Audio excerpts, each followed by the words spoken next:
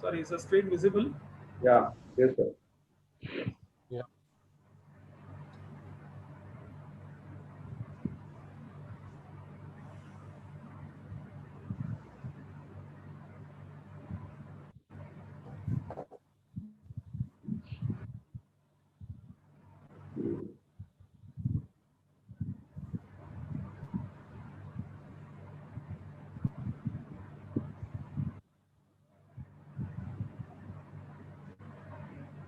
Good evening to all.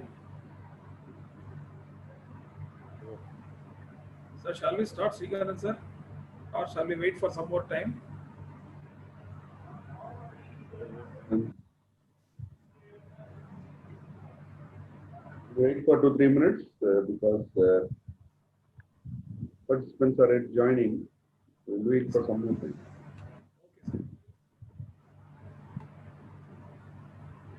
Okay, sir.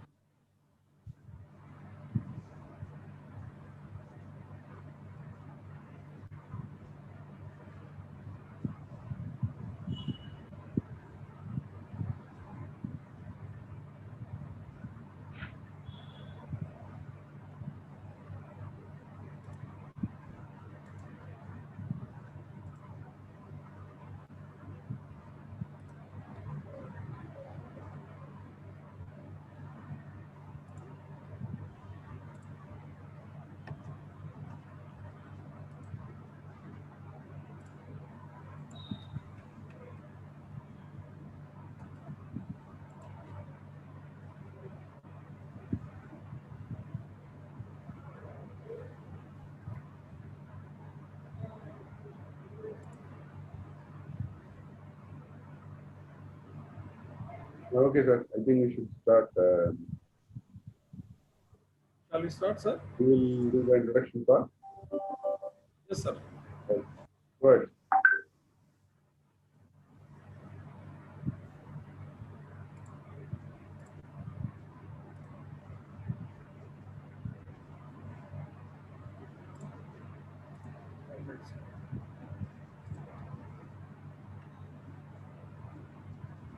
Madam joining, sir. I think she is held up in a NABL program. Okay, okay.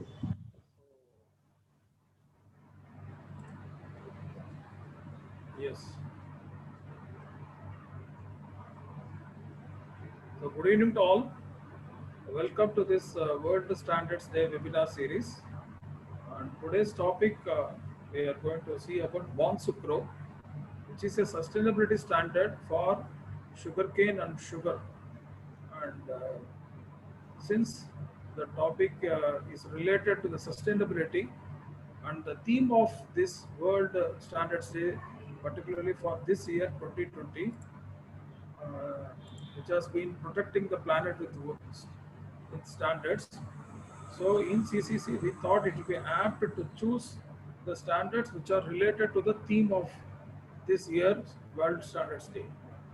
So in that perspective, the Bonsucro was chosen, and I'll now request Mr. Srikanth sir, our Secretary of CCC, to give an introduction about CCC. Then I'll continue the session. Thank you, sir. Good evening, all of you. Welcome to this webinar on Bonsucro certification process as a part of our World Standards Day celebrations. I'm Srikanthan from CCC and Secretary of Consultants Consortium of Chennai. CCC is an association of management system consultants. We are registered under the Tamil Nadu Societies Registration Act 1975.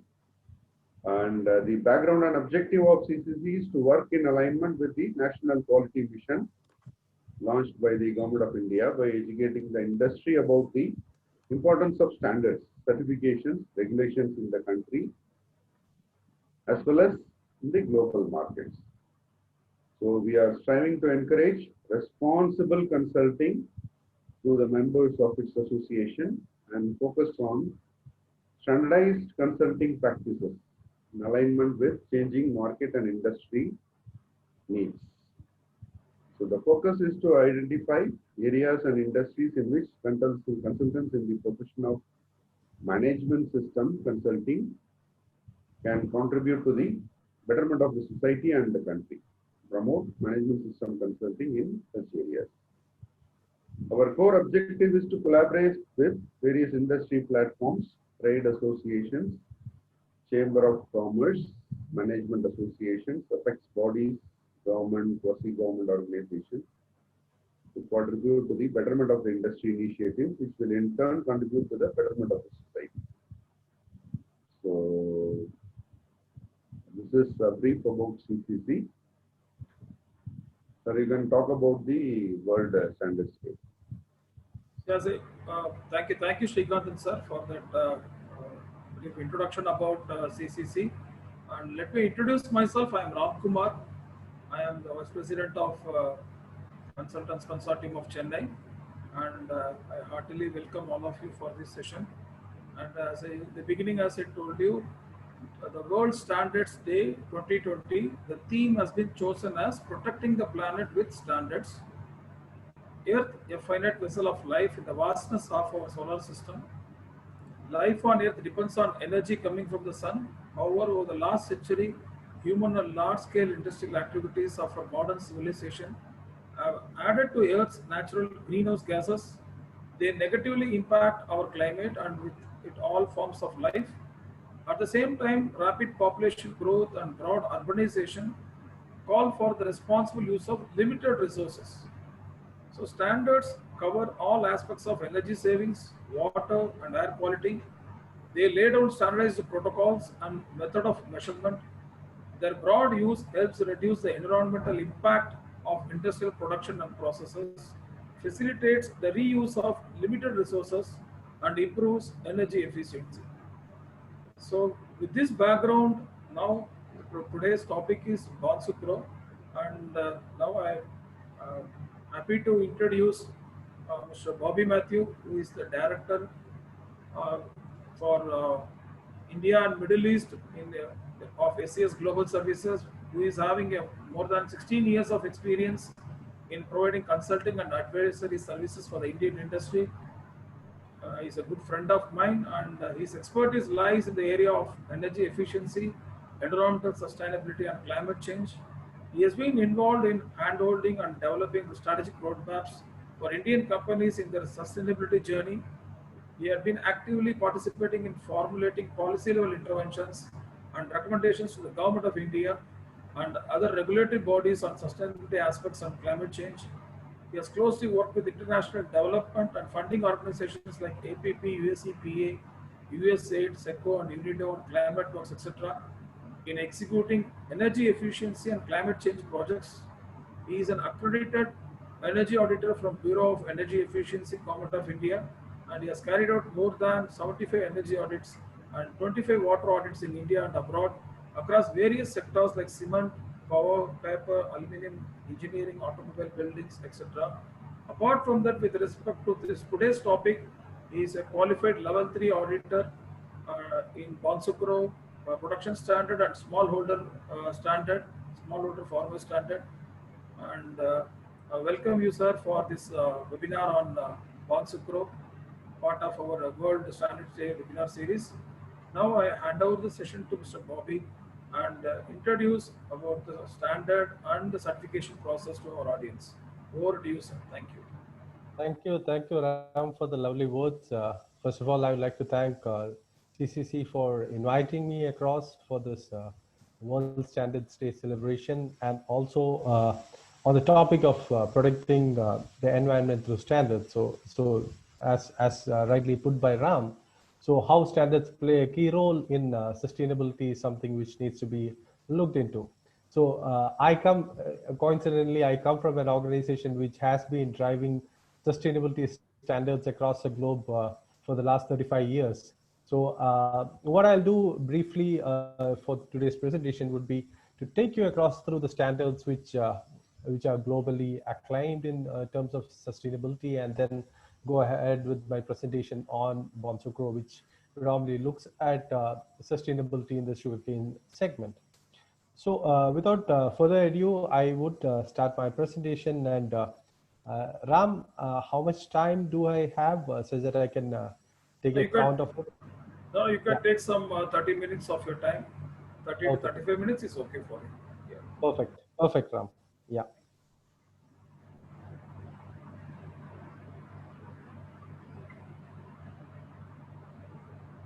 Are you able to share your PowerPoint presentation? Is a sharing option Yeah. available? Yes. Yes. I'm sharing it. Are you able to see my screen? Yeah, it's visible. Yeah.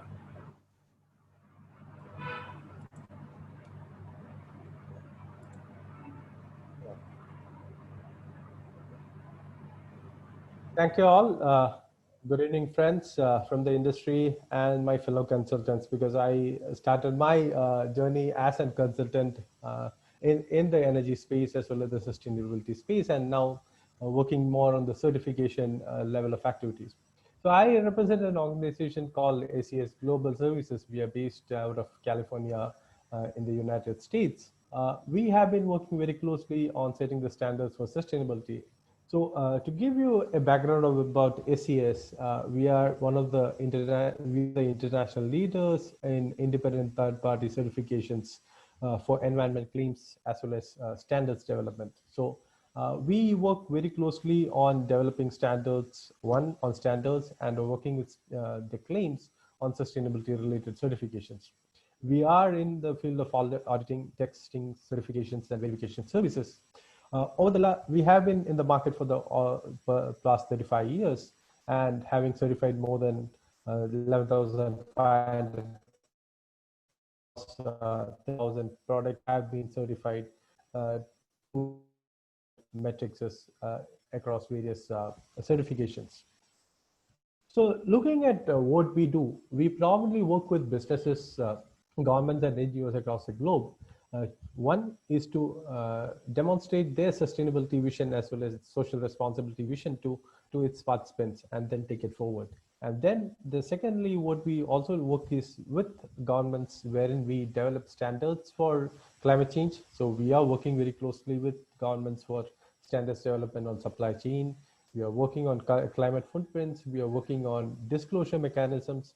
We are working very closely with companies who wants to stand out of the market to ensure that they follow the ESG guidelines or the some of the areas of expertise which we happen to work is probably on the green building certifications related to certifications on the product footprint side. Product sustainability, the big areas which we work with, we look at the sustainability of the products as a whole, wherein our environment certification divisions works towards it. We have the natural resources division, which probably works on the responsible forestry. Food and agriculture is another area. We work very closely on the jewelry, minerals, and mining segment for related to certifications on the sustainability domain.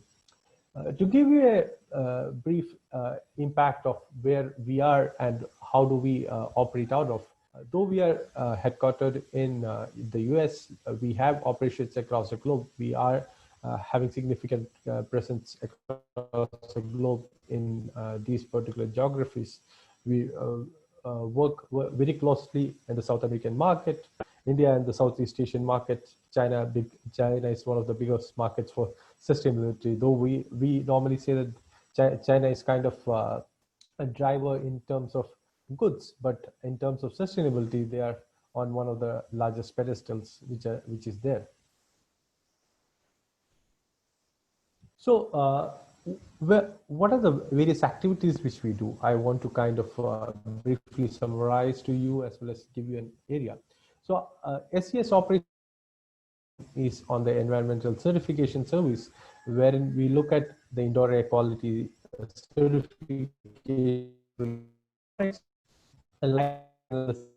or environmental product declaration, which looks at the product footprint as a whole. We look at the responsible sourcing metrics, which is required for the supply chain efficiencies, climate change services, jewelry, so responsible sourcing of jewelry, mining. We look at apparels, predominantly the textile exchange programs, which looks at recycled content in your product, the global recycling standards, the RA standards as well as all the standards related to the textile exchange programs is dealt by the Environment Certification Division. The second division which we predominantly work on is the Natural Resources Division.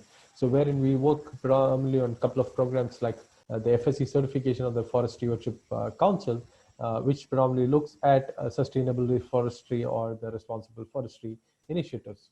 Secondly, we work on offset verifications, that is, if there's a large forestry available, how much is the impacts? Because we have been seeing that people are taking pledges related to greening the environment, putting up trees as well as plantation drives. But how much is it actually impacting? So we work on offset projects related to how afforestation or reforestation can actually help and verify this particular footprint. We work very closely on the Marine Stewardship Council, where we look at sustainable fishery as an activity, as well as sustainable practices in fishing as well as in aquaculture.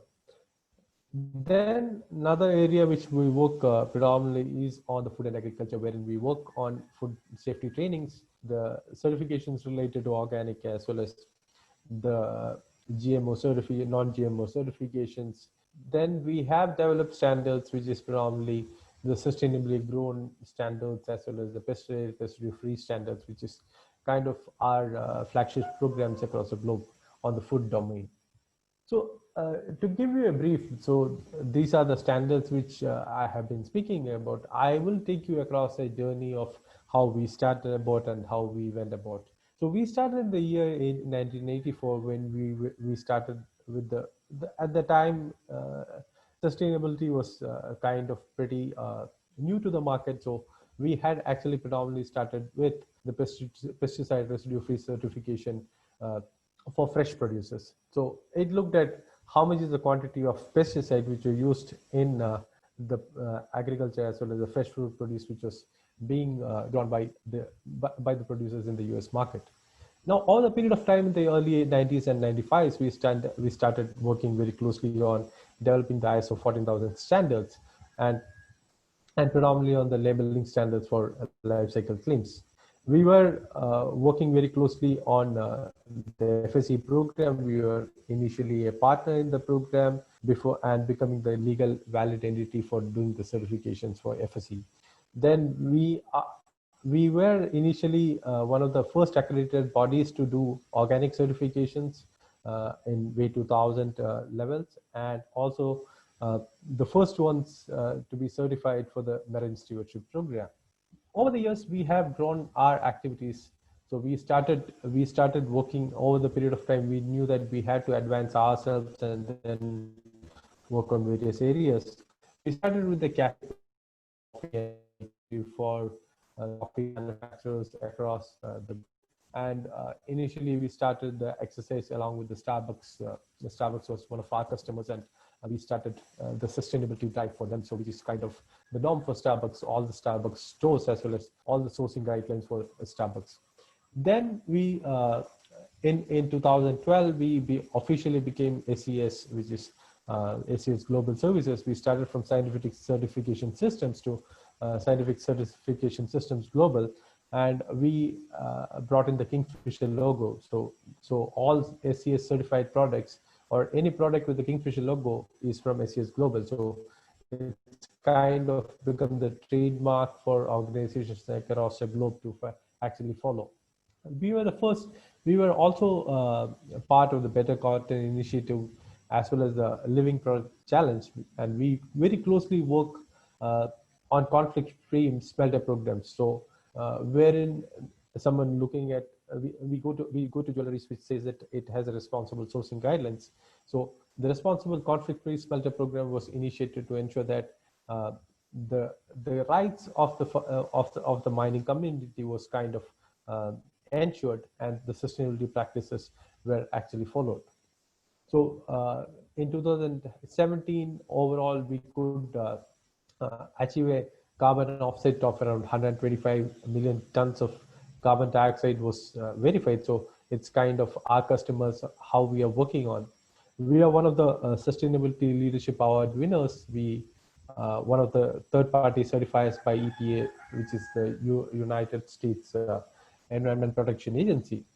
The major certifier for the responsible wood standard according to the Textile Exchange, and we have been also rated the Environment Certification Specialist of the Year 2018 by the Green Energy Magazine in 2018. So that's a couple of our journey and how we kind of progressed on. So the clients whom we work with varies from development organizations to international institutions to companies as well as to governments. A few of the names which has been listed, we work very closely with big chemical players like DuPont, World Bank, Patagonia, which is a food manufacturer, Faber-Castell. So all these names would be very common as well as known to you. I won't go into the details of this. So these are the programs, these are some of the companies who are our clienteles in this particular certification domain. We are partners to various standards body as well as we are the official partners for certain for most of the green building programs. So green building programs, Reset, BREEAM. We also work very closely with the RFCI or the Flooring Covering Institute in Brazil to predominantly look at the emissions related to how a flooring behaves. So we might have been earlier thinking about, are there emissions coming from our floors? So might be we have tiles across our all our houses, and is there any emission coming from the tile? So we actually work very closely with RFCI to develop a standard for the emissions from the tile as a whole, and which is one of the flagship programs called the FlowScope program, which we have developed. We are also working very closely with BIFMA. BIFMA is the Furniture Manufacturer Association, environment sustainability of things. And proud to say that SCS handles around more than 80% of the BIFMA certifications on a global level. So we closely work with new standards. So some of the standards which we are working are on the health declaration platform, as well as the asthma and allergy friendly certification. So which looks predominantly at looking at how products can actually impact the way you're living, as well as the wellness is being targeted. So some of the programs, other programs which we constantly work on, US FDA organic certifications, FSC certification, the level program, which is from level program from BIFMA, mindful materials. So SCS is also one of the biggest promoters of mindful materials. Mindful materials is actually a global database which actually looks at which are the green products. So someone wants to look at a green product or want to buy environment friendly product, where should I go to? So they can go to mindful materials and then get all the sourcing, be it from a furniture, be it from a produce which is required for you for your for your activities. It can be all sourced from mindful materials. So it actually brings out, there's a large market outside which actually looks at how you are looking at things and how sustainability is being driven into the things. We also work with Veriflora is a certification which is for sustainable production of flowers as well as items related to fresh produce in the florist market. So that's also a big certification area which we work on. Our own program, which is called the Sustainably Grown program, we work on Bonsucro certifications, carbon neutral certifications, global gap, as well as the farming values. We also create standards. So in fact, we create standards for organizations' supply chains. So we have been working with Ferrero, we have been working with Starbucks on creating the supply chains which is required for them to actually put it out to the market, saying that this is the requirements which are to be met to be a part of our supply chain. So this is how SCS has been working with a couple of global giants. We have certain programs which has been developed by the ACS standards, which is the sustainably grown standard. We are part of the British Retail Consortium. We work very closely on the RFCA program for flow score, the BIFMA level programs, as well as the indoor air quality certifications. We are also accredited to the Accreditation Services International, wherein we work on the Marine Stewardship Councils as well as the Aquaculture Stewardship Council certifications.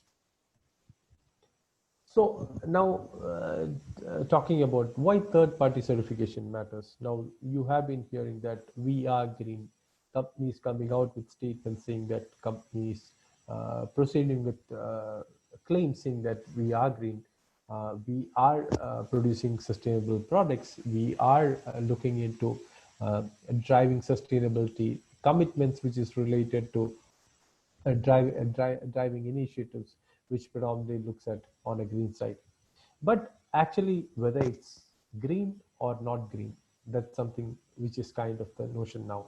So you find that if you go to a store right now, you find that there's a tag on an apple which says that it's organic and it's natural. So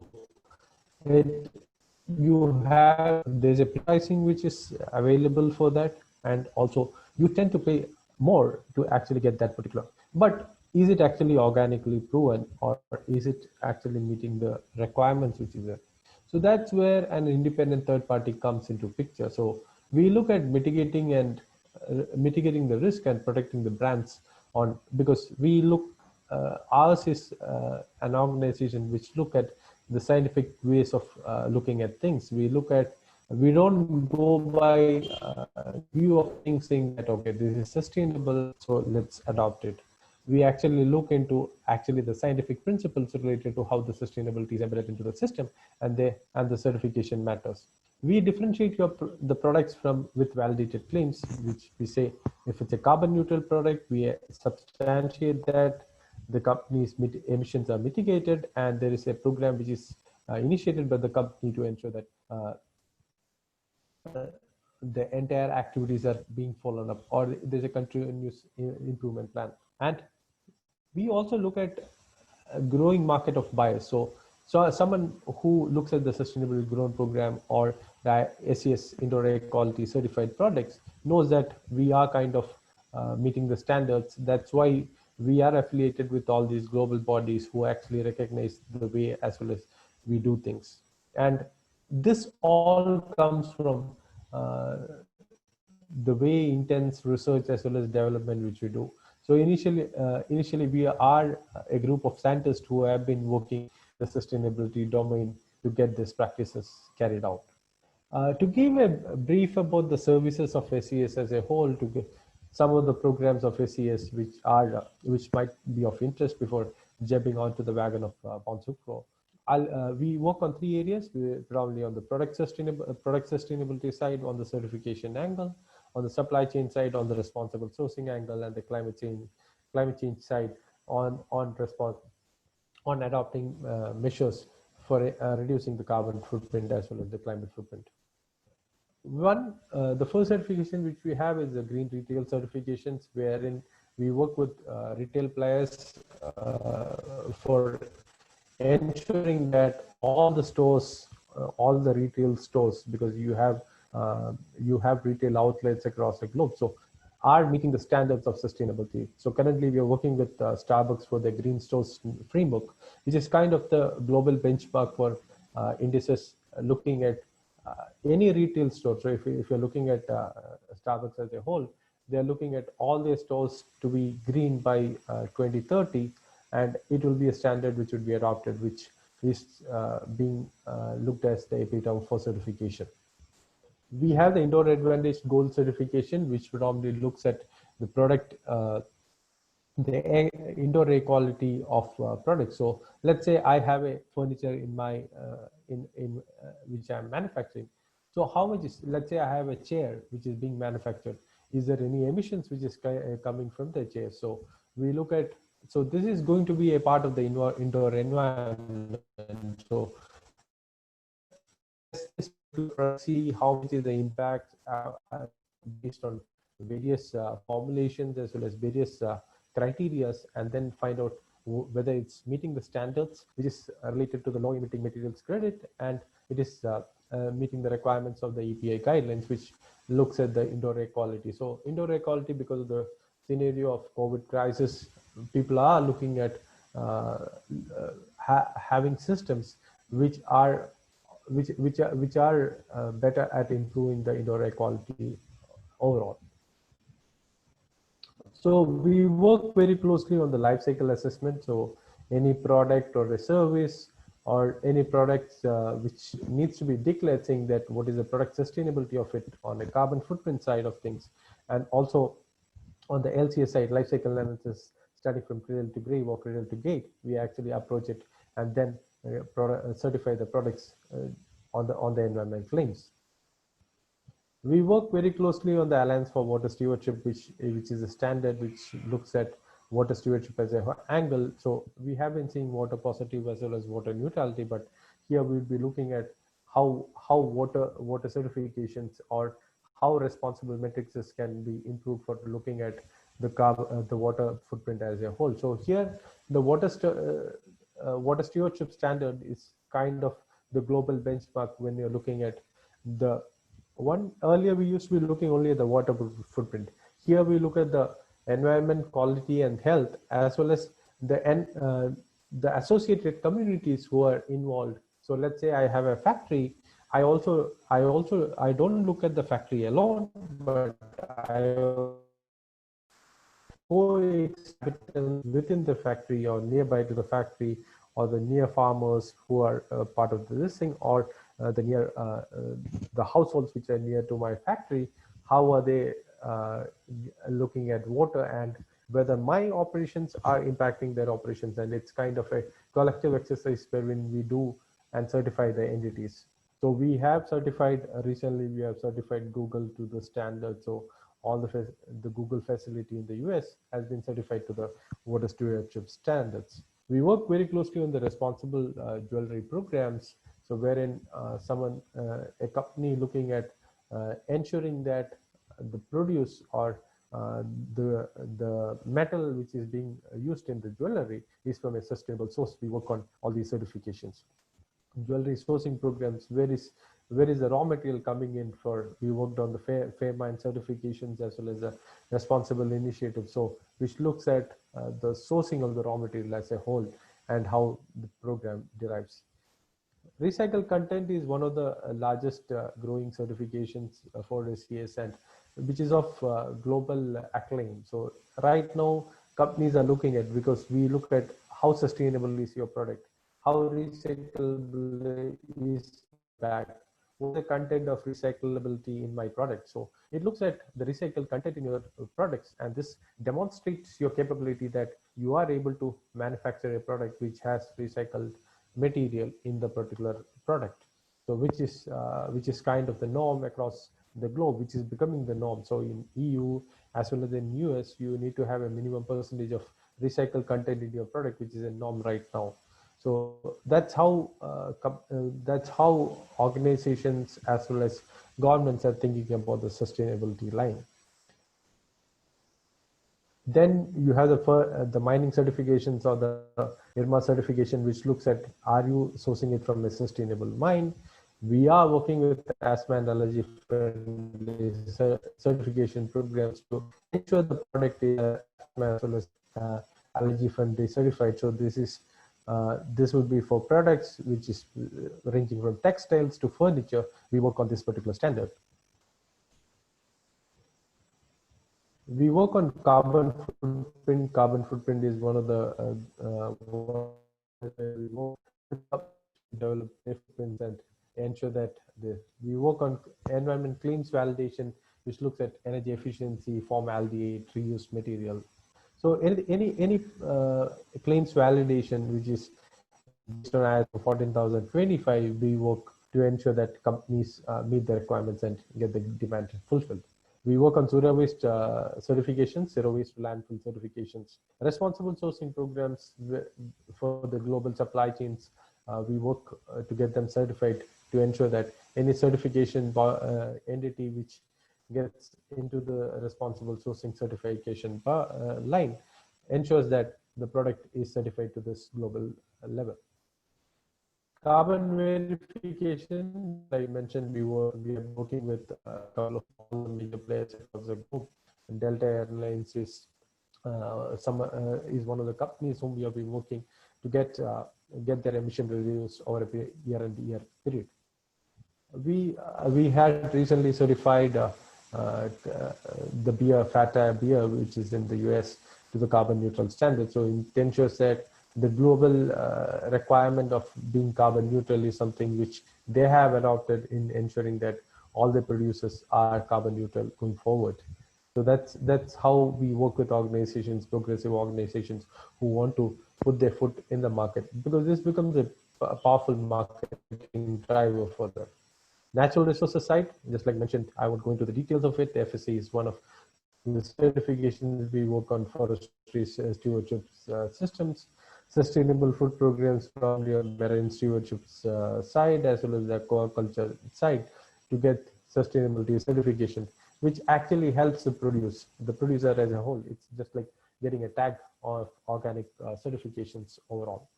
Carbon offset projects, just like I mentioned to you, carbon offset projects with related to environment, we have been working. So earlier there was a CDM market which was there, but right now we work very closely on the VCS market or the voluntary carbon markets or the gold standard.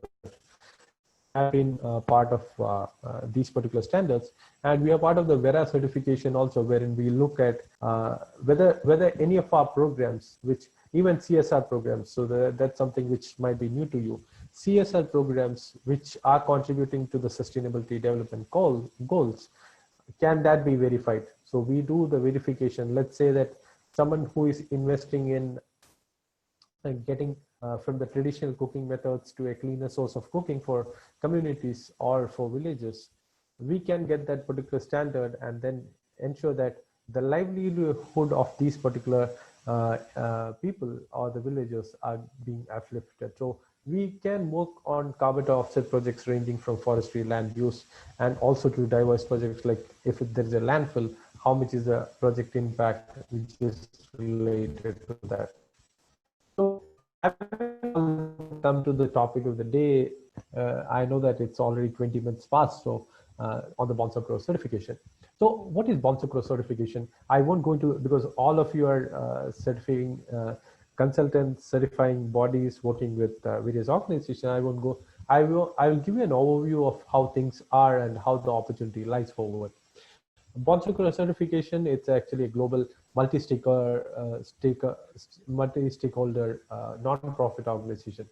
So the intention of BONSOCRO platform coming into picture was to ensure that you have all the stakeholders coming into line and have a continuously improved sugar sector, which is more sustainable and ensures that the practices are kind of maintained.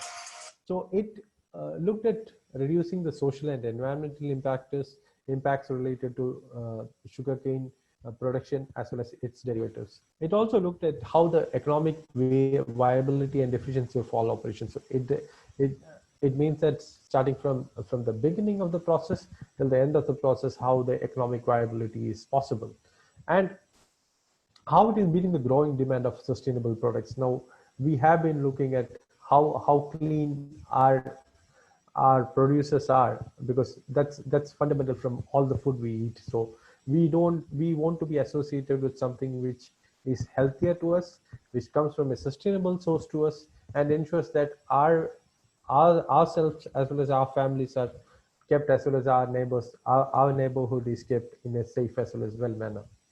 So why sustainable products is required?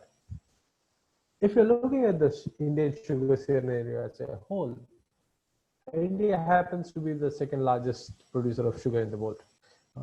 If you're looking at the total cultivation of sugar, we have close to around 4.8 million hectares of sugarcane cultivation as on date, so which is kind of one of the largest in the world. Sugar production, despite the COVID scenario, sugarcane production is on the highest trend, on the increasing trend.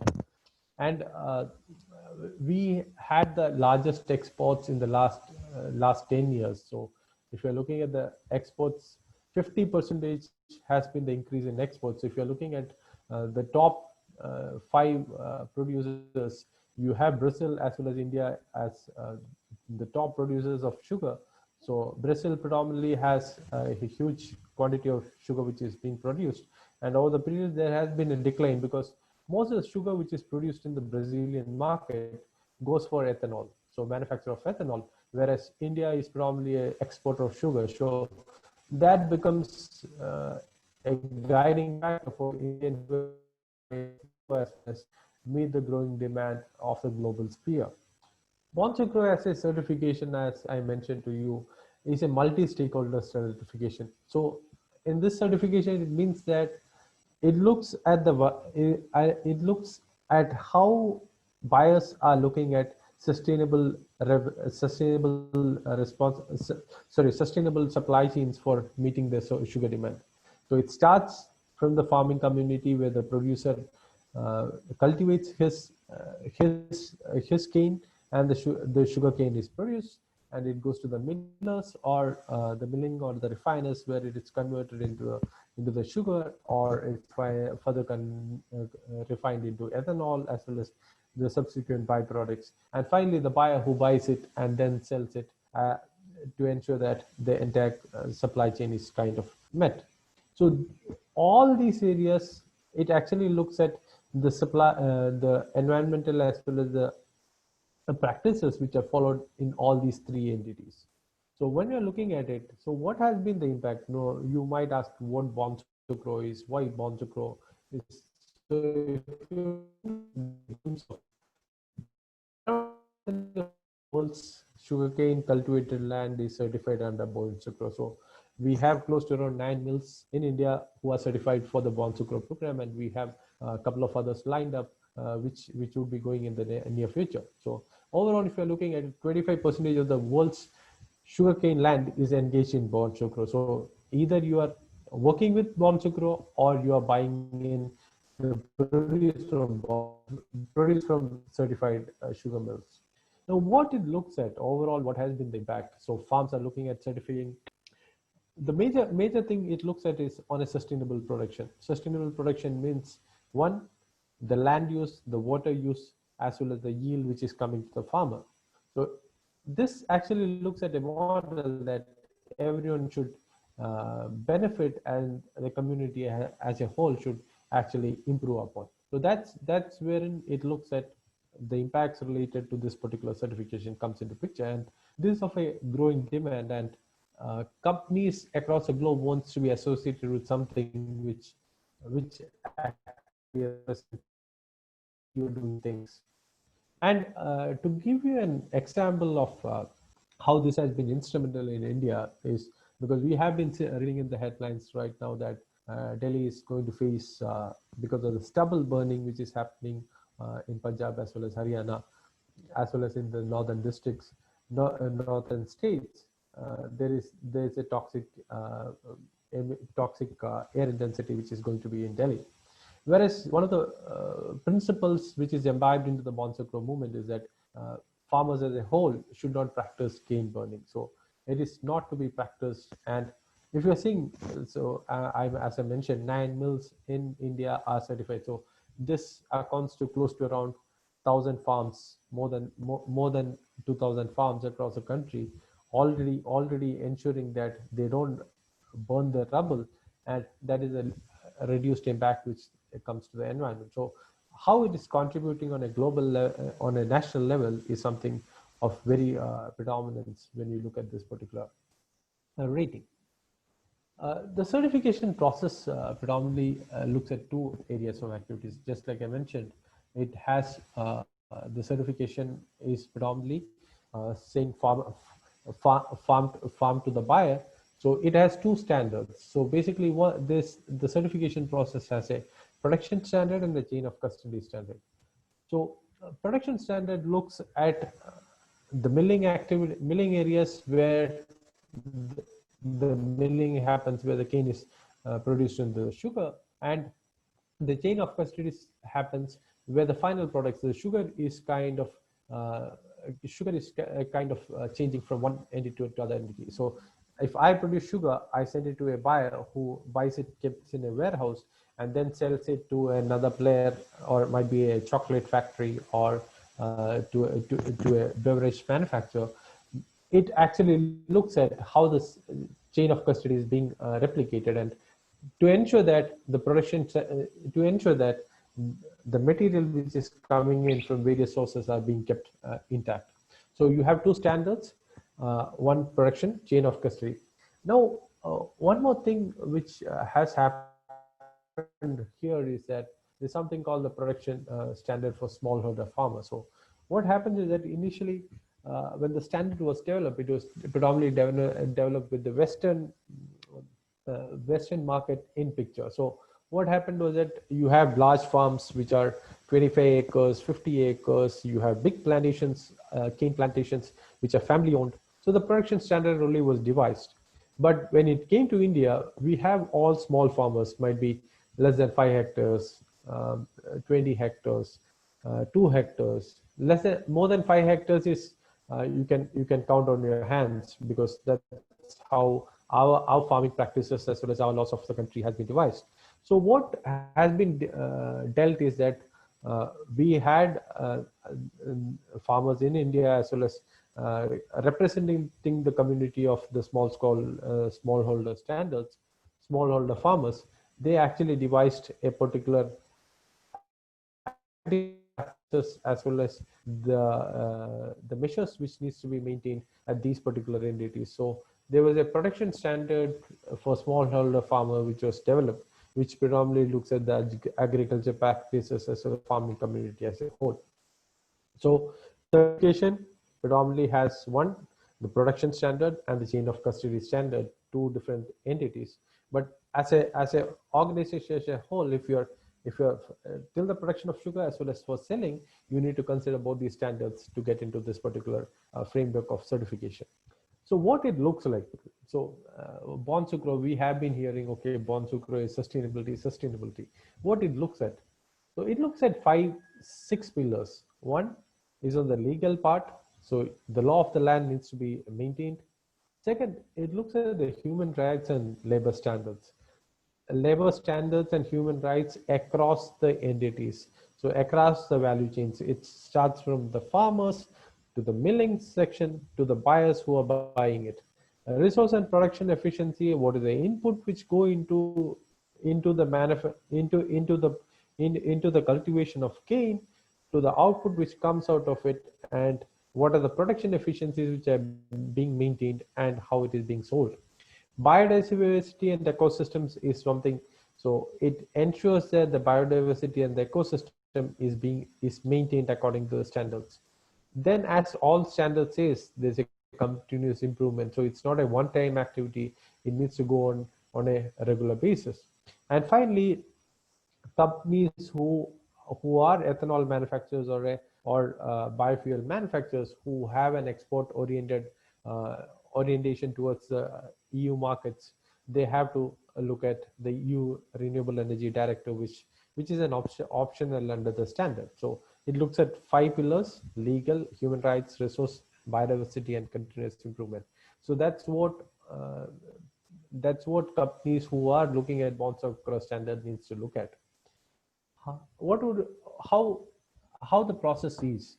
So someone would say that, okay, having understood the process, how the process starts from. So it starts from certification of the program. So this particular program is only for the membership of Bonsucro. So for being certified to the Bonsucro program, you need to be a member of Bonsucro.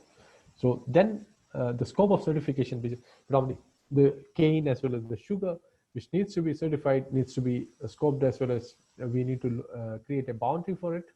The contracts are signed. Once the contracts are signed, company looks at whether the compliance of the standard is being met, because this is a very rigorous standard which looks at the compliances on a very large platform. So normally companies who are starting with the program looks at whether the compliances are being met, and they also look at a pre-assessment to ensure that they are meeting all the compliance requirements. Then the audit execution happens. We look at the conformities as well as non-conformities during the audit process, which is a standard practice as per of the ISO guidelines which we follow. Certification decision, and certification is issued where the validity is for a period of 3 years.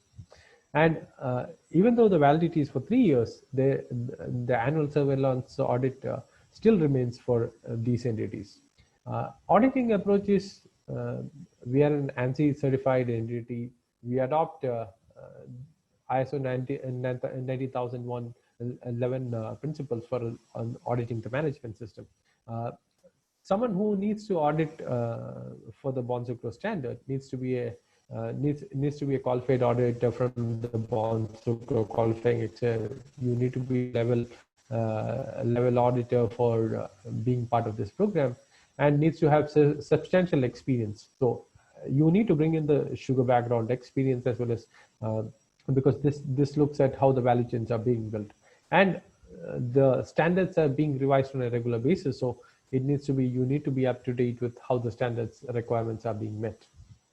Methodology, doing an audit exercise practice, what we do is that we look at review the documentations, look at practices, and then we look at how it is engaging. We look at engaging with employees' observations, the documentation, and then it's classified into 3 areas. How the auditing process. We look at non-conformances, wherein whether it's a minor non-conformance or a major non-conformance. New information to request is kind of sought, wherein data is missing or where data is to be sought. And opportunity for improvement is areas where continuous improvements are possible.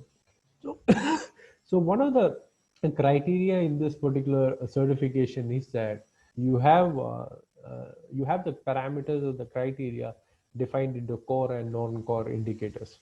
So the certification would be issued only if you are compliant with 85% of the core indicators. So if the core indicators are only complied 85%, which is a very strict requirement maintained, then only the certification can be issued for the entity participating in this particular program. Now, as told, is it a conventional audit? Yes, it's a conventional. Can it be perceived as a conventional audit? No, it cannot be perceived as a conventional audit. How Bonsucro certification is different is because there are multiple stakeholders involved here. And one of the leading factors which is that all entities are critical.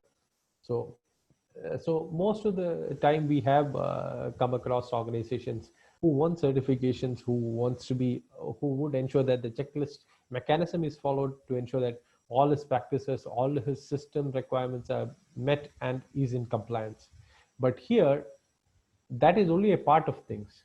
So you have the farming community, which actually becomes a larger entity who looks at it. Then you have these people are given equal importance. All these entities have equal importance, and so that's where the value addition drives from. So all are important to the certification, all are critical to and the value addition is based on that. So that's how, because by walking together only we can get the certification. We have to be in sync with the farmers, we have to be in sync with the buyers, we have to be in sync with the mill operations. So that's how we can actually ensure that the 85% of the core criteria can be met. Having said this, is it a normal auditing process? For me, I would say it's a learning process. Because here, the entire system to run, it defines from where the raw material comes from. So farming community plays the integral role in certification. Actually, this particular audit, you become the listener. You listen to what the farmers have to say. It's their real-time experience sharing. And we know that we have been following checklist. Okay, this needs to be met, this needs to be in compliance. But here they share the experiences of having worked, having lived their life, because it's their entire livelihood. So for the first time, you actually sit and listen to what they have to say, and this is kind of an enriching experience. It's actually a learning experience wherein you learn things. You actually learn that how you can be, by learning from their practices, how you can actually adopt certain mechanisms which can further improve the process. It's the certification as it actually transformation. It's sometimes you might think that it's a personality development slide, but having experienced and having worked with communities, we have understood that it creates a transformation in the community which is involved in the certification. One, adopting sustainable farming practices. Now, people, this is from the examples which have been quoted. Uh, Normally when farmers come, they have this practice that okay, they do this cropping, they don't look at the seed, they don't look at the quality of the seed which is looked into, the water which is used in the irrigation practices, the various soil conditions which needs to be looked into. These all things, or the fertilizer application, all these are looked into in this particular certification. So it looks at how you need to use your land, how you need to use your fertilizer, what kind of fertilizers are to be used, how much is the improvement or which you get. And the first thing, it also, the other thing it looks at the dignity of labor.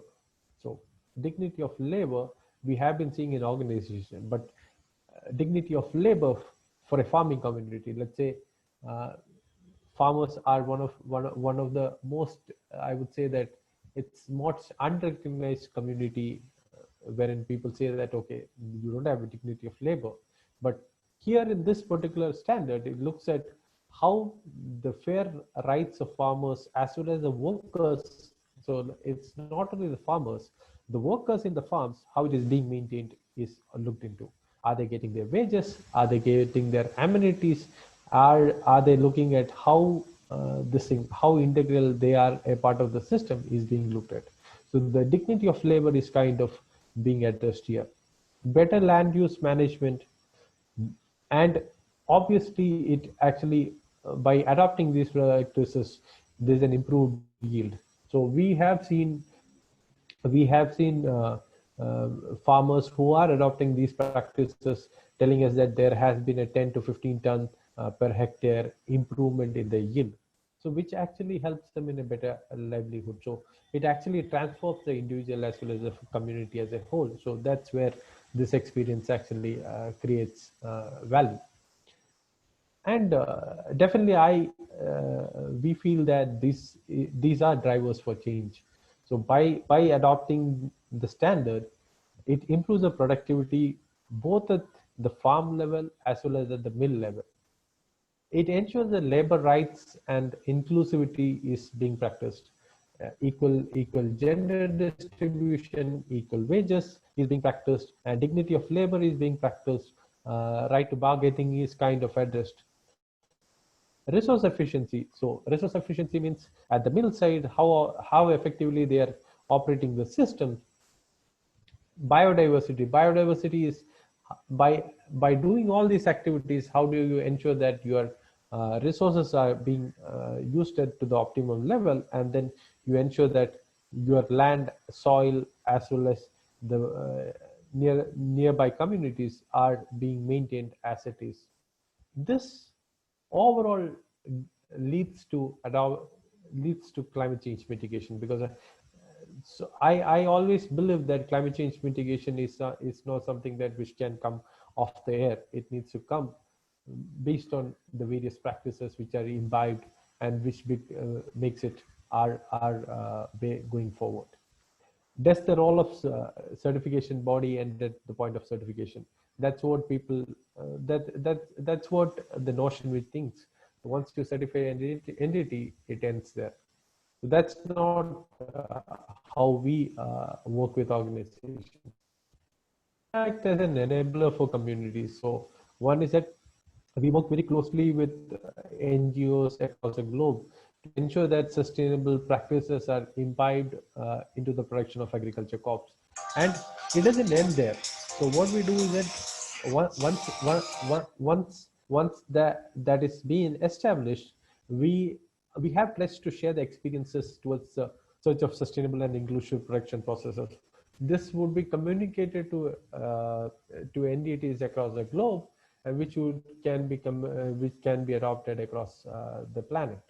So these are some of our clientele, and I know that I've exceeded time. And why go with ACS? It's not a marketing tool or a tool to get business, but what we do at our organization is that we work with like-minded organizations with science-backed methodologies and solutions and certifications. So we are a one-stop solution for all sustainability-related claims and certifications. And going beyond the market, we want to be a responsible player to ensure that by our small means as well as small measures, we are able to do a better do something better for the environment. So that's all from my side. Thank you. I'd be happy to take your questions if you have any. And I leave the floor over to Ram. Thank you, Bobby. Question answer session will be at the end of the session. You can take up the Q&A Okay. by end. Over to Srikanth, sir.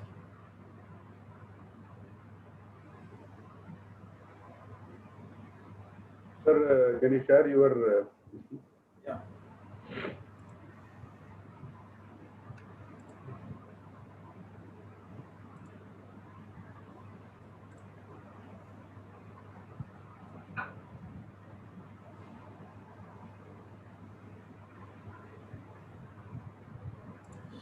I'll introduce myself, sir.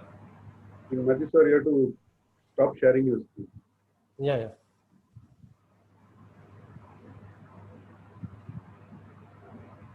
Yeah.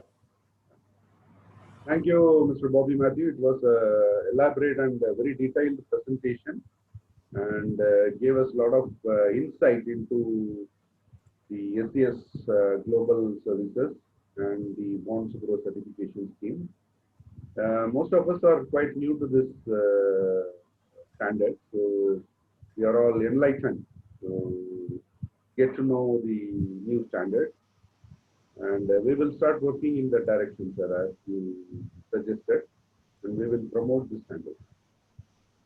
Thank you. Now, the next speaker will be Mr. Ram Kumar, who is the Vice President of our Consultants Consortium of Chennai. And he is running his own consultancy called Bhagya Consultancy. And he is a very veteran in this field with more than 30 years of experience in various management standards. Over to you, sir. Mr. Ram Kumar, welcome. Thank you for that introduction, Mr. Srikanth. So, good evening to all. In continuation with what Mr. Bobby was explaining about the Bondsugro certification protocol, let me some of sugar factory friends I could see who have come here, so I'm very happy to see them here. Having worked in the sugar industry for more than 22 years, this particular Bondsugro certification, from the beginning I have been involved, and it gives me immense pleasure to share now as a consultant, what and all as a consultant, if you are new to this particular certification, what are the things which we need to look into and how we can play a very effective consultant role for a sugar industry and also for a sugarcane farm to get this Bondsugro certification. So that is my context of talking today. So let me start with the word sustainability. Why sustainability?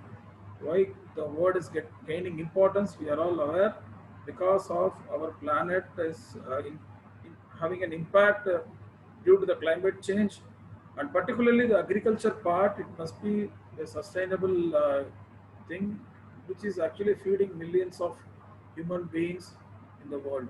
Now it is so apt. Now we have taken up this topic because sugar per se is a very fundamental energy giver for all of us in our daily life. We consume sugar. We are all sugar consumers, and today is World Food Day, so it is very apt to take up this particular topic on this World Food Day, particularly about sugar and sugarcane.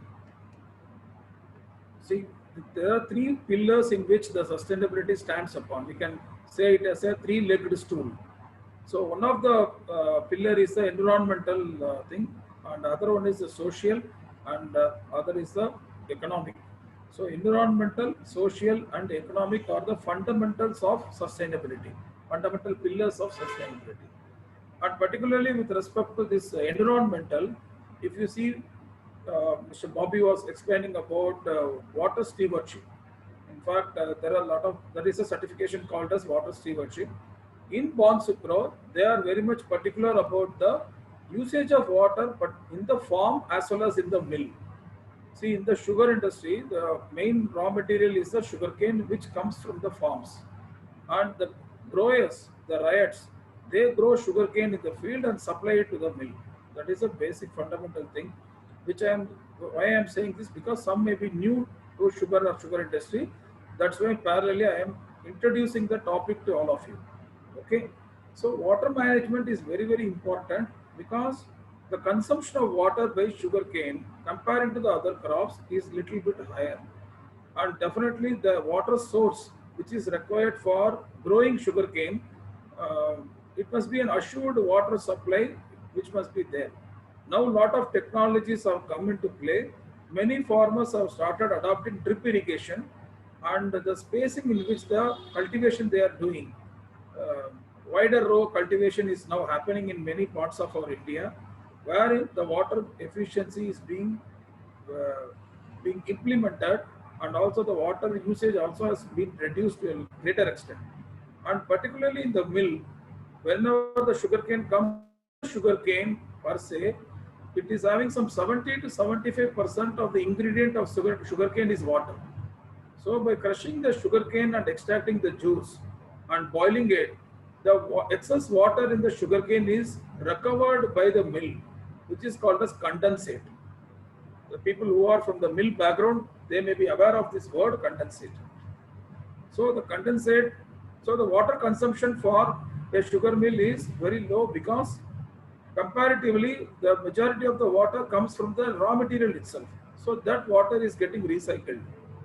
And added to that, in Bonsucro, they are emphasizing about the high conservation value areas, HCV areas, and they have given some classification of some six categories of 6 to 7 categories of high conservation value areas. They have given the definitions. If you go through the standard, all these are given.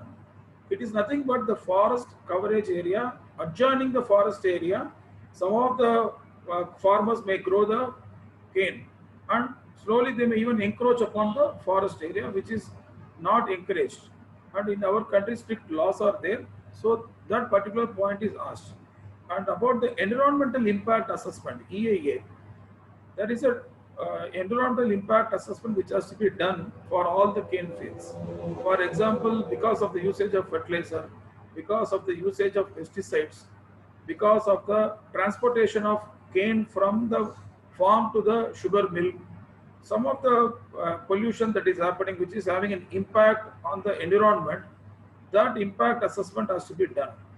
And of course, the amount of agrochemicals which is pumped into the sugarcane farm, that must be properly recorded. And banned agrochemicals, they have given a red list which should not be used for the growth of or cultivation of sugarcane. And there are some greenfield expansion which is also there, part of the environmental thing. So this is all there in the guidelines. And as Mr. Bobby was saying, this is nothing but a metric standard. This is not like a normal ISO standard. Some of the management system consultants are here, very senior members are there. You know very well, in any ISO management system, it is nothing but conformity and non-conformity. Conformity means fulfillment of a requirement. Non-conformity means non-fulfillment of a requirement. But here in Bonsucro, I'm going to show the slide maybe little later. It is all in metrics. They have given a calculator which is called as a Bonsucro calculator. The Bonsucro calculator is based on the production standard for the mill, and it is based on the smallholder standard for the growers. So all these parameters like water usage, then agrochemicals usage, fertilizer, NPK fertilizer, how much kg the farmer has used, whether the soil has been analyzed or not, all these particulars are being asked. So if you want to be a good consultant for Bonsucro, the basic fundamental knowledge about the farm and the farming activity you must be aware, particularly with respect to sugarcane cultivation. That is a fundamental knowledge what a consultant requires to have. That is very important. Okay. Then comes the social compliance, social part. Social is nothing but the legal compliance, the land rights, whether the farmer is a tenant or he owns the land, or if he or she is a tenant. Supposing what is the land document that records, maybe that government revenue records will be there. The local village administrative officer would have issued some certificate for that. And the farm laborers who are working in the farm, are they being given equal wages, female and male workers, or are they being given the same wages or not? All these are part and parcel of the social compliance part in Bonsucro. As a consultant, we must be very familiar with the labor laws which is governing the farm laborers. See, in our country, every state has agriculture laws and agriculture labor laws are there. So if you want to be a consultant, you must be familiar with those agriculture labor laws. For example, minimum agriculture labor, female labor and male labor for this activity, this much wage has to be paid. Every state government has come in with a broader guideline on this, and every year it is getting revised and it is being published in the Gazette. So as a consultant, we must be aware of this. Then only we will be able to guide the farmer whether are they following the required wages as stated by the government, are they giving as per that, or in some areas, in my experience, I have been providing consultancy. Mr. Bobby was saying 9 mills have been certified so far. The first mill to get certified, I am happy to share with all of you people, I was a consultant for them. It was the first mill to certified in the whole of Asia. It is in Pugalur. And subsequent second mill also, they got certification and I was a consultant. Third mill, again I was a consultant. Like this, no, my experience goes out of this 9 mills, at least some 6 mills I would have provided consultation for Bonsucro certification. With that experience and knowledge, I am sharing now all the requirements as a consultant what we have to look into, and the provision for safe drinking water in the farm, and safety assessment has to be done because a lot of poisonous snakes and scorpions and other animals or insects, poisonous insects, it might be there. So some safety assessment has to be done, and PPEs has to be provided to all the farm laborers, and there must be a provision for first aid and emergency, and vocational training has to be given to all the farm laborers. So basically it is addressing all the farm labor related thing in the social thing. Also with respect to the mill, these all things also has to be followed, because in our country there is a sugar wage board, and all the sugar industry workers are governed by sugar wage board, and the wages are being paid as per the sugar wage board directions. So it is very easy. It is a very organized industry, sugar industry, and lot of controls the government is having over the sugar industry. And next pillar is the economic pillar, wherein the efficiencies and the profitability is calculated. See, normally in our country, sugarcane yield is based on the soil profile and also the inputs what the farmer is providing to the crop, and also the rain. It predominantly depends on the water. So rainfall also plays a major role, and the incidence of pests and diseases. Not much of pests and diseases are there in sugarcane compared to the other crops. If you look at the other crops, if you compare it, sugarcane is having less pests and diseases. Thank God for that. But still, there are some pest incidences like early shoot borer or internode borer. or maybe some top shoot borer, something like that will be there. For the proper biological control agents has to be provided. It must be economical to the farmer also. Ultimately, at the end of the day, sugarcane being a cash crop, it must be profitability is the aim. And the commercial aspect, it is getting emphasized in Bonsucro. In part of the Bonsucro calculator, the economic criteria and the economic indicators are there. So the recovery of sugar with respect to the sugar mill is the profitability index. So any sugar factory which is crushing has to get a minimum recovery of at least 9 to 9.5 minimum, at least to cover the cost, cover the conversion cost. But in reality, it is not so. Many sugar industry are suffering with an average recovery of 8 to 8.5 or 9. So the industrial efficiency, the conversion part, there only the millers can play a role. Their scope is limited here. Once they receive the cane at the mill gate and they crush it and they convert that into sugar, that is the final product, and there only they can play, because the price is fixed by the government for the sugar cane. There is a minimum statutory price is there, and also there is an FRP, fixed remunerative, fair remunerative price. So all these are government regulated, regulations are there in our country, and the raw material price is fixed. And also while producing the sugar, again there is a quota that is being fixed for to be distributed for the public distribution system. Again there some amount of sugar, some quantum of sugar goes as a levy. There also the price is fixed by the government.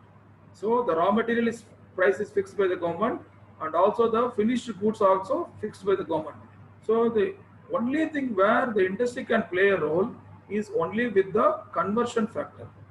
There only they can play a role. So that is why this economic also and profitability, efficiency and profitability is one of the pillar in sustainability.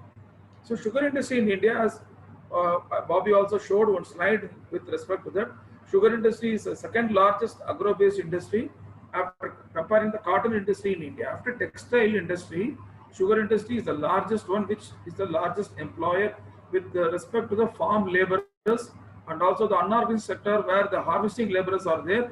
There also the employment of unorganized labor in our country is the sugar industry is the largest industry, and it contributes significantly to the socio-economic development of the nation because sugarcane is a cash crop. And there are almost 732 installed sugar factories in the country as on 2017 data, with sufficient crushing capacity to produce 339 lakh metric tons of sugar. The capacity is roughly distributed equally between private sector units and cooperative sector units. See, why I am giving all this data is from the perspective of a consultancy or a consultant, we have a huge scope for implementing this standard, taking this standard to the industry and make them aware of it, so that the yield levels of the sugarcane is sustained and the sugar recovery levels are also sustained, and thereby we become the #1 producer in the whole world. Now Brazil is the #1 producer. We are in the second rank. Soon we have to become the #1 producer in the whole world. And India becomes the largest producer if Good and Kantasari are also included. For example, I am talking only about the plantation white sugar, which is the normal white sugar what we consume in our daily life. There is also Good and also Kantasari also is there. If you include, then we are the largest producer. And this industry involves a total capital investment of 1,250 crore and provides employment to somewhere around 3 lakh workers. So this is sorry for the poor resolution of this because it's a picture what I have taken from a source. So where India stands in production and consumption, it is some more clarity is there in this slide. This is the forecast for 2021, but even in this COVID situation, the sugar production was not affected that much. Sugar factories were working with safe physical distance, and sugar cane farmers were growing the sugar cane and harvesting it and even sending it to the factories, and this was going on, and sugar was getting produced. Because we know very well in our daily life, the morning when we get up, we naturally search for sugar only, because to have a cup of tea or coffee, our favorite beverage, we need to add sugar as an additive. So sugar is part and parcel of everybody's life. So this is a small pictorial representation of the sugar extraction process. This I have given for the benefit of people who doesn't know anything about sugar industry. See, actually the farmers supply the sugarcane, grow the sugarcane in their field. It's a 1 year crop, and it takes 1 year for the farmer to grow the sugarcane. And the sugarcane is supplied to the sugar mill. And again in the farming, the sugarcane is, once you sow the seed, and if you grow the sugarcane, the second crop is called as ratoon.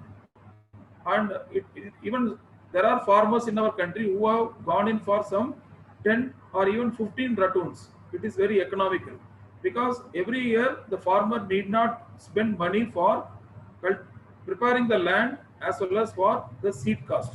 So both the things are avoided. That is why sugarcane is a very economical crop. Multiple ratooning we say. Okay, that's why in the beginning I emphasized some technical jargons with respect to sugarcane cultivation. If you want to become a consultant, you should familiarize yourself with these words. Then only you will be able to know, oh, this is the word which is used by the industry people. Then it will be easy for you to understand what is being asked.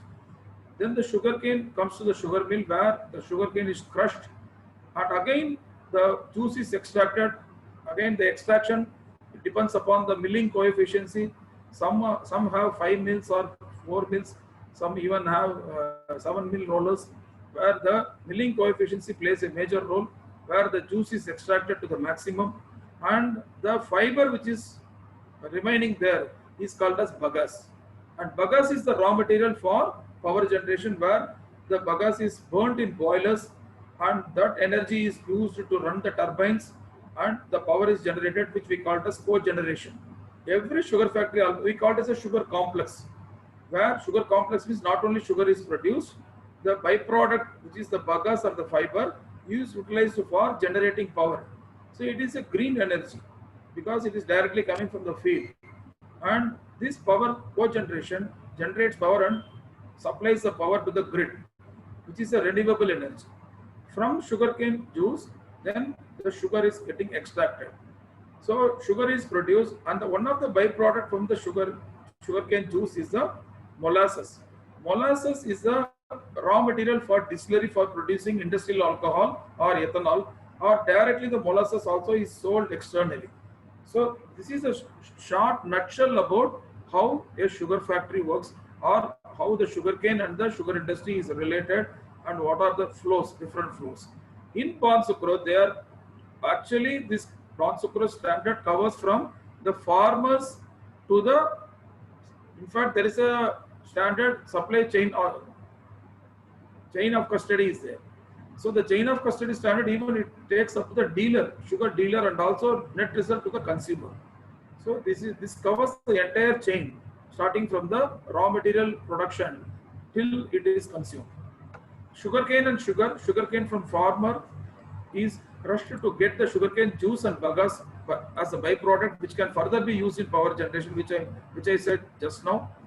And sugarcane juice is further processed to get sugar and molasses. And alcohol again is a major raw material. We are all aware. Industrial use of alcohol is plenty, and also ethanol. We have, in our country, there was a talk that has been going on that ethanol blended fuel must be there for running all the vehicles.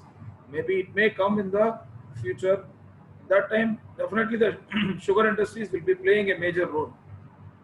On an average, if you crush 1 ton of sugar, 95 kg of sugar is getting recovered. That is 9.5 recovery, 9.5% recovery, and 10.8 liters of ethanol. This is normal average. 1000 kg, if you crush it, the sugar that is recovered from 1000 kg of sugarcane is 95 kg. This we call it as recovery, sugar recovery. So this is the recovery. Based on the recovery percentage only, the sugarcane price also is sometimes fixed. In abroad and all, they fix the sugarcane price based on the sugarcane juice quality, or we call it as CCS percentage. That is recoverable cane sugar percentage. Okay, that is what they do in Australia and in other countries. But in our country, it is all based on the weight basis. How much weight, the tonnage the farmer brings and hand it over to the mill. Based on the ton per ton of cane, this is the price. Like that, the FRP price is fixed. Fair remunerative price is fixed by the central government. Okay, and state government also plays a role in the fixing the price of the sugarcane. And this is particularly with respect to our country, where I have given a pie chart where the area under sugarcane is there. Particularly, sugarcane growing states are UP, Maharashtra, Karnataka, then Tamil Nadu and Andhra. Andhra is not here. Andhra is also a very big producer of sugarcane. And this is the water that is getting utilized for producing 1 kg of cane.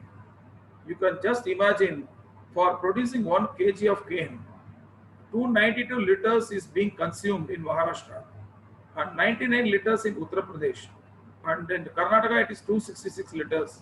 And in Tamil Nadu, it is 181 liters. Because it all depends on the transport-evaporation rate of the sugarcane crop itself. And also based on the soil nature, and how much water is getting absorbed. So, and in Andhra, you can see it is 262 liters. Just I am giving you a glimpse so that in sustainability, we talk about the water consumption too. So the water consumption normally in farming, especially in our country, there is a big, in fact, we say, I'm very sad to say this, farmers are not measuring the water which is being pumped into a crop or which is being pumped into their field. Because in many states, the power is given free of cost. So they take it for granted, and if the water is available in plenty, they just like that irrigate the field and flood the field with water, which is not required. So that particular awareness has to be created among the farmers about optimum usage of water for that crop. Nowadays, now a lot of awareness has come, and drip irrigation has been in the increasing trend, and people have started realizing the usage of drip irrigation. And even one more thing which is easier in drip irrigation is the amount of fertilizer that can be given. It can be water soluble fertilizer directly given through the drip system. In that way, the farmers are getting benefited, and the labor cost also is coming down because of the drip. Particularly the weed status.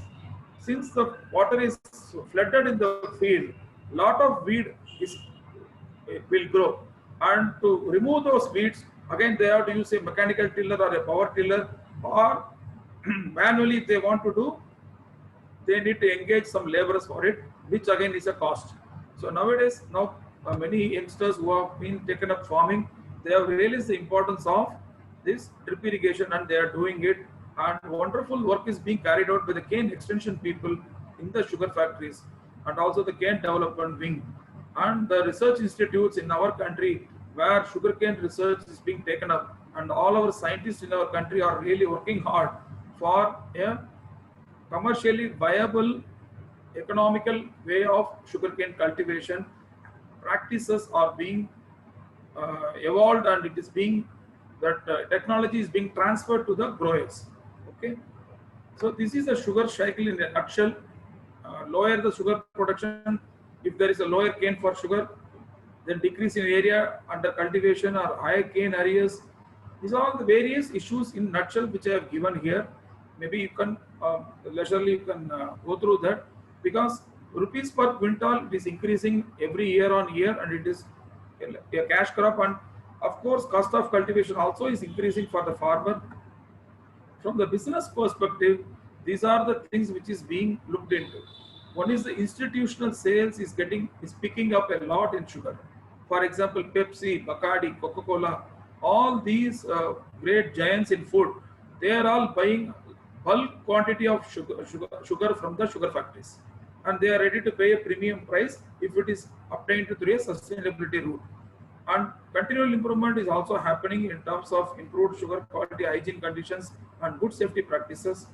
And social security is also being felt, and the safe environment where people feel that they work in a very safe work environment in the sugar factories, that is also there. So all these contributes from the business perspective. These are all the points where a business house, typical industry owner, looks into all these things for a lucrative sugar industry business. So from a farmer perspective, the farmer is expecting the farm safety, and also the bondage with the factory, and also the grievance awareness and more economical and technical guidance and environmental protection for future generation and sustainable production. Why I am highlighting all this is because in Bonsapro standard, all these parameters are getting addressed as a requirement for in the Bonsapro standard. Okay.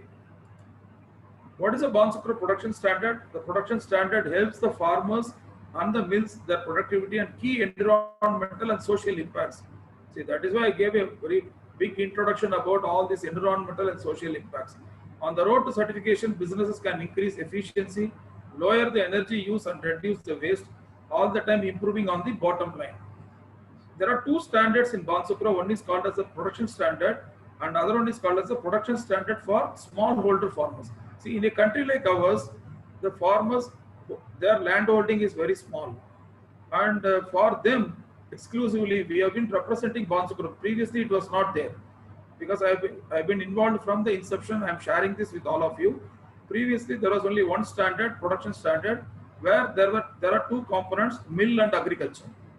Then later on, we emphasized Indian conditions. We made them to realize what is the condition here. There are marginal farmers, small farmers who are in plenty. So, because of our input, what we have given to Bonsapro, they came out with a standard exclusively for addressing the smallholder farmers. So, smallholder farming groups, 20 farmers can form a group and they can go in for the certification. May use the smallholder standard to demonstrate sustainable production in place of the Bonsapro production standard mentioned above. This is what I said. The farmers in the group must meet the definition of smallholder farmers. The definition of smallholder farmers is less than 25 hectares, plus additional guidance and exceptions. So, more emphasis is given on encouraging women farmers to be enrolled in the smallholder group. The great emphasis is being given. Then the other one is the chain of custody standard. Chain of custody standard concerns the supply of a product, including all stages from the feedstock production up to consumption. So it's a proof that you are sourcing and trading responsibly. It's a fair trade. That is what they are emphasizing. And Bonsapro production standards smallholders covers environmental, social, and economical sustainability with performance-based indicators. As I already told you, this Bonsapro standard comes with a Bonsapro calculator, and it is a metric standard where all the parameters which is being asked, you have to fill up the exact value. In support of that, whatever value you are supposing this much m cube of water has been utilized in sugarcane farming. Then the auditor, when they come and do the audit, they will ask the farmer, interview the farmer, from where you got this number. So the farmer must be in a position to give the evidence. So from where he will give the evidence, or he or she will give the evidence. For that, as a consultant, I have developed a tool called as farm diary. So every farmer will be maintaining a farm diary, and it is a role of the consultant to educate the farmer on the farm diary. And in the farm diary, all the parameters that what needs to be looked into will be there, and it will be recorded on a daily. Some parameter will be recorded on a daily basis. Some will be recorded on a fortnight basis, or a weekly basis, or a monthly basis, and so on. So this basic education about the farm diary must be given to the farmer. That is a fundamental requirement. As a consultant, we have to be familiar with the farm diary, and we have to create awareness among the farmers about the farm diary, which will be the objective evidence for that farmer to show it to the auditor from the certifying body. Okay. See, these are the steps to the certification. First of all, the sugar mill will identify the list of farms. From the consultation point of view, sample 20%. If they complete the farm diary in the first year, that is enough. That is what they are asking. Supposing some 100 farmers are there in the first year, that is the certification audit year. If some 20 farmers, we are able to make them understand about the requirement of the farm diary and ask them to fill it up the real data, then that is enough. And maybe in the subsequent years, that 20% add-on must be there. And all farms inspected and farmers met with to prepare for the certification and ensure no core indicators are not complied with. That means, see, there are two type of indicators within the Bonsapro calculator. One set of indicators, it is called as core indicators. Other set of indicators, it is called as non-core indicators. Okay, so all core indicators they have to get they have to get complied with. That means compliance must be there, and complete the form group calculator, and the group calculator should show at least 80% and above compliance must be there. Then only they are eligible for certification. Okay, these are the various steps. See, it is like this. PCI we say, that is principle, criteria, and indicator. See, there are some 5 principles. 6th principle is applicable only for EU, which is not applicable to us. And the 7th principle is managing the farms or managing the farmers. So I have now given the 5 principles here for the smallholder standard. Principle 1 is obey the law. Principle 2 is respect human rights and labor standards. As I was explaining, the farm laborers and other things.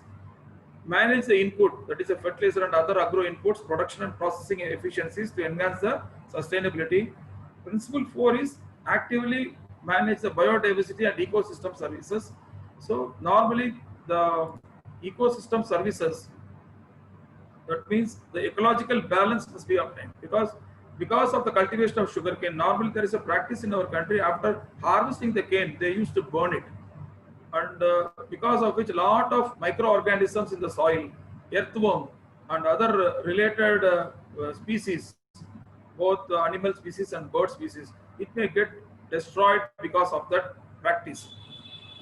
By ignorantly the farmers are following these type of practices without knowing that they are disturbing the biodiversity and the ecosystem of their own place.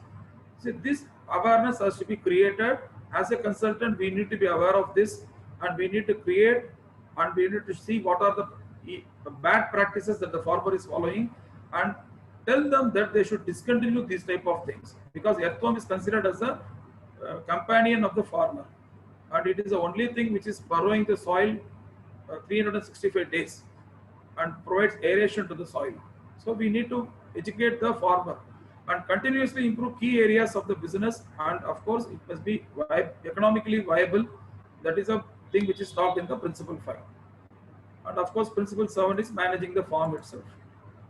This is a glimpse of the farm diary which I was talking about. If you see this, there will be a owner of the particular farm owner will be there, and the gender, the farm size in hectares, start of the assessment, end of the assessment, what is the land and what is the planting material, nitrogen application and phosphorus application, and recommended nitrogen application as per the soil sample analysis. All this, it's a very big lengthy thing which I'm now giving you a glimpse of it because of lack of time. This is a typical how a farm diary will look into, and these are the metrics what I have been talking about, where the farmer has to fill it up. The evidences has to be reflected in the farm diary which the farmer is maintaining. And this is a summary of the GHG emissions, which is nothing but the principle 3, because of the application of the fertilizers. And even in the mill, if you see, this is the production standard for the mill. Here the agriculture part is not there because agriculture part is getting addressed in the smallholder standard. You can see everything is only red marks, non-compliant. But if you see the milling, they have got the 88.10%, some X mill calculator. I'm just showing it to you for your own familiarity. And overall, if you see, this is there, but they will be seeing only the milling parameters alone from the CB. And there are a lot of, if you see, the principles are there here given, and lot of metrics are there for the mill also, where they need to maintain, and they have to show the objective evidence as records of their own milling parameters. Various parameters are there, starting from the cane crushing till the sugar is getting bagged. A lot of parameters are being followed, which will be normally captured in a daily manufacturing report, which we call it as DMR. Okay. And in the mill phase, if you see, this is the GHG emissions, which is there. Predominantly, it is electricity emissions, which is coming out, energy consumption. All others are only very minimum things. And with respect to the mill, these are all the principles. So principle 1 is obey the law, where if you see, these are the complaint status will automatically come in the Bonsupro calculator. Principle 2 is respecting the human rights, where I already told you, this is a principle, this is the criteria, and these are all the indicators.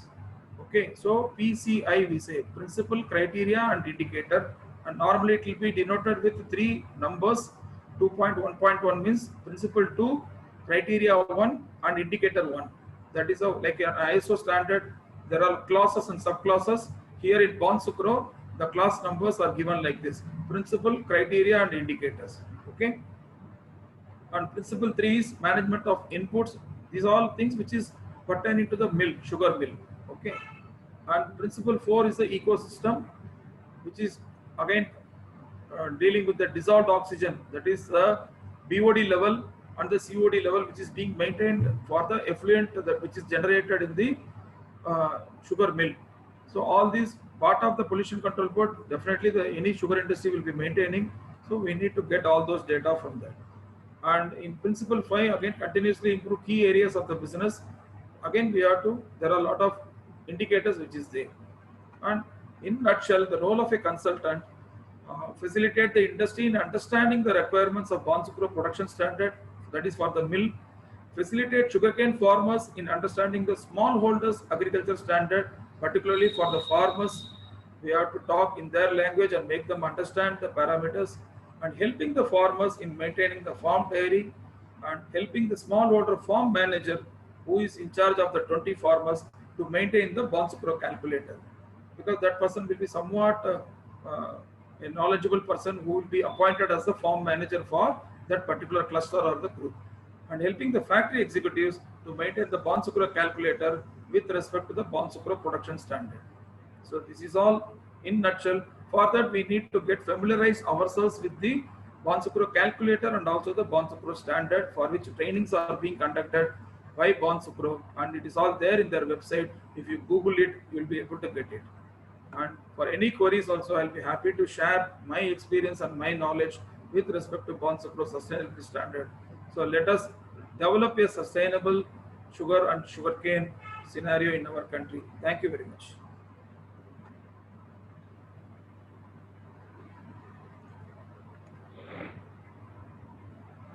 Thank you, Mr. Ramkumar, for the wonderful presentation. It's a very detailed guidance, and predominantly all of us are new, and you have given a deep insight onto how consultancy can be done in this area of Bonsucro certification process and implementation process.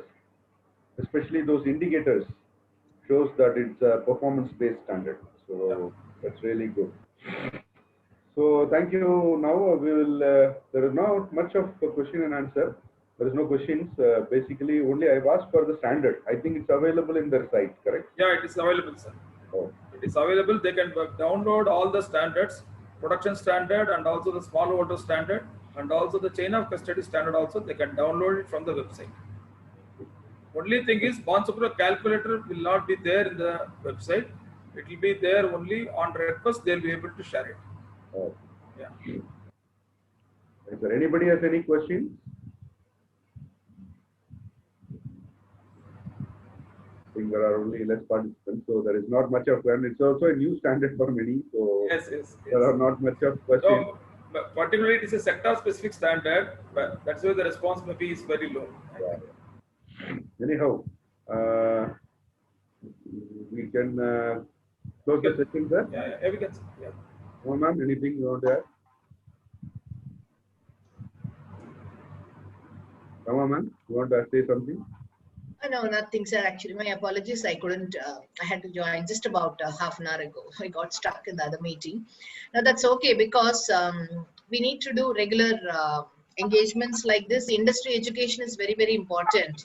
And something, this is a sector specific, and maybe, you know, industry is used to those ISO numbers and the ISO standards. Quality is always, you know, they all go back to the ISO standard and ISO certificate. And we must thank Mr. Bobby for taking this joining hands with us for this industry education initiative. We will keep doing at least 3-4 programs in a year is a must. We should be doing at least once in a quarter. We need to do, and we need to rope in all those sugar mill associations. We have sugar mill associations and with some chambers of commerce, because we need to make the industry understand, and especially this supply chain, the custody, chain of custody also is very, very important. So we need to educate. Education is what that is needed. Once they are educated, they understand, you know, then gradually their interest will go up. Otherwise, they will come back and ask us, is there an ISO standard for this again? That is why we will do it. We will keep doing our industry education is our forte, and it is our responsibility and duty. Let us not go back on it. Let us keep on doing it. We had that session on forest certification. Even they have a chain of custody standard there also. Forest certification also. And yesterday's session on healthcare, there was a demand. Yesterday's session is on green healthcare. So they were asking for green certified materials to be used in hospital construction. So where do we have this certified materials? Where is it available? So we are also hunting for green certified materials. So it is picking up slowly, gradually. So till such time they understand, we need to take it to the market, and we will continue to do that. It all numbers will trickle only in small numbers. Even forest certification, we had about 50 participants. And in spite of doing so much of this thing, it will improve, it will engage. Chain of custody is something which we should focus actually. It is just to add on a point, Ms. Rama, Please. you had mentioning about the green product certification. Yes. There is actually a website which wherein all the green materials are available. It's called origin.build. You can actually go. It's a repository from across the globe, all green certified products. Thank you so much. Yesterday also they said, this, we have this green initiatives from CII here, that IGBC also they are asking. Hospitals are asking, give us, and then see the forest certification 2 days ago, the program, they said they are going to ask the government for include green materials into the procurement. See, it has to start at the procurement level. This is what exactly they were asking in the healthcare session yesterday, because hospitals are going green now. They are going green, and yesterday the session by healthcare facilities planner and designer, he had shown the kind of facilities that they are building in the green space. So they were asking, architects were asking, just show us a green material. See, somewhere there's a repository available. We will all go and check, and then we will start using it. And even I was asking NCCF. In fact, I was actually asking NCCF, why don't you come out with a portal in the country? Madam, I was just about to say, SCS Global is having one of the their vertical is the green material certification. On the green product. Yeah. And then I think we should do, actually, that is what I said. See, yesterday the industry was asking, day before yesterday, forest certification, they were talking about coming out with something. Yesterday, industry was asking, first of all, we make a procurement, include it into the procurement, HVAC products, they're all asking. What and they use lot of wood also. They use furniture and many things. And even there also we are saying it is not just enough if just a hospital alone is going for a green initiative. The World Economic Forum just released in the month of June a document calling for green healthcare.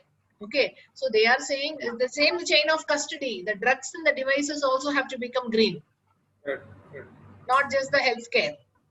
So now we have to do it. Maybe we can actually, yesterday I told them, let me just try to organize a session for you all. They're asking, give us like typically in a hospital scenario, because we have a green healthcare facilities accreditation program in the country.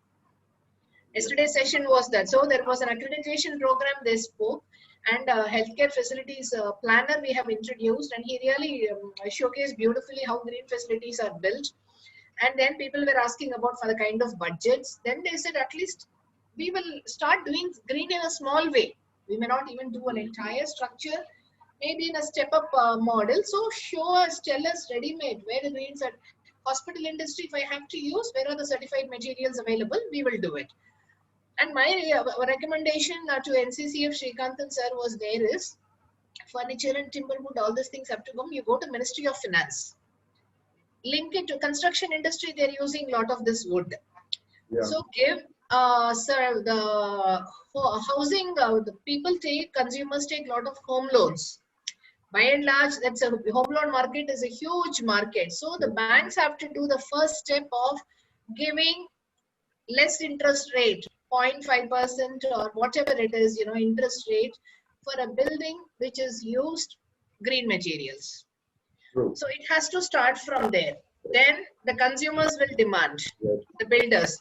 The builders, the construction companies have to get into it. So I told NCCF, being a government organization, now you please go back to the Ministry of Finance, ask for some small things.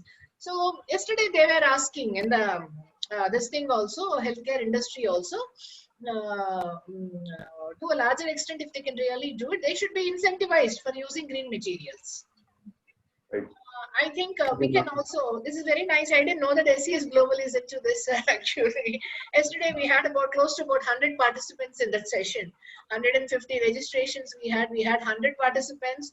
4 o'clock we started till 6:30 non-stop. Q&A was non-stop. I got a lot of messages last night. Ma'am, the Q&A was awesome. And the questions are only on this. Okay, show us the, tell us what and all we can do. So today morning I was chatting with Mr. Jabri. I was asking, sir, please bring NCCF in a healthcare industry, hospital industry.